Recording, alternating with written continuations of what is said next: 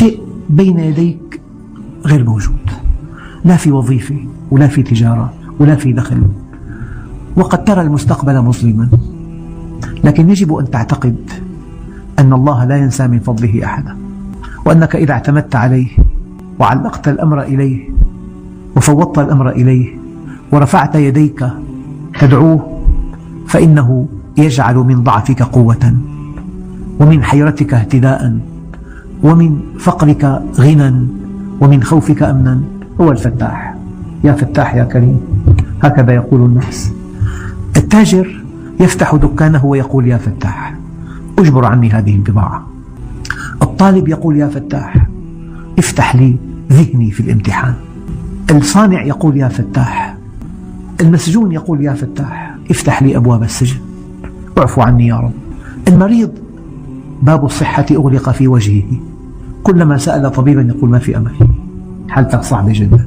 فإلى أن تغلق الأبواب كلها أمامه بقي باب السماء مفتوحا، توجه إلى السماء. أول معنى من معاني الفتاح أنه يفتح الأبواب المغلقة، الأمور المعسرة، الطرق المسدودة، الحيل المخفقة يفتحها. لذلك العوام لهم كلمات على بساطتها رائعة: الذي عند الله ليس عند العبد. أعرف رجل عنده معمل وناجح جدا بهذا المعمل، سمع من إنسان صاحب قرار في هذا البلد أن عام 83 هذا العام ينتهي فيه القطاع الخاص كليا، فصدق هذا الكلام وباع معمل. ثم فتحت الأمور وسمح بالاستيراد المواد الأولية، وراجت البضاعة رواجا عجيبا.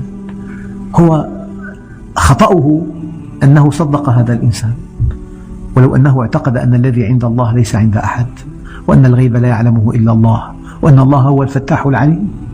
نزلت فلما استحكمت حلقاتها فرجت. اشتدي أزمة تنفرجي، والآن الأزمة في أشدها على المسلمين في العالم كله. يوشك أن تداعى عليكم الأمم كما تداعى الأكلة إلى قصعتها، كل من في الدنيا يتربص بنا.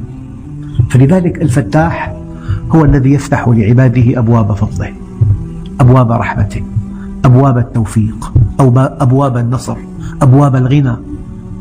قولوا يا فتاح يا عليم. أيها الإخوة، المؤمن ما نصيبه من هذا الاسم؟ يجب أن لا ييأس وأن لا يقنط، وأن يعتقد أن الله عز وجل لا يتخلى عن عباده ولا يسلمهم إلى أعدائهم. ونحن نرجو ربنا، نرجو رحمته ونخشى عذابه.